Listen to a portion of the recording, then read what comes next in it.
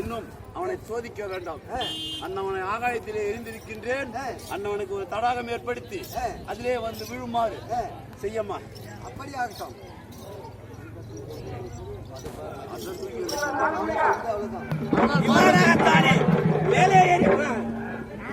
ஆனால் பார்வதி, நான் ஆகாயத்தில் எரிந்த அர்ஜுனனுடைய முதுகிலே இருக்கக்கூடிய மச்ச ரேகையை பார்க்க வேண்டும் என்று கேட்டாயே. ஆமா, உண்மைதான்.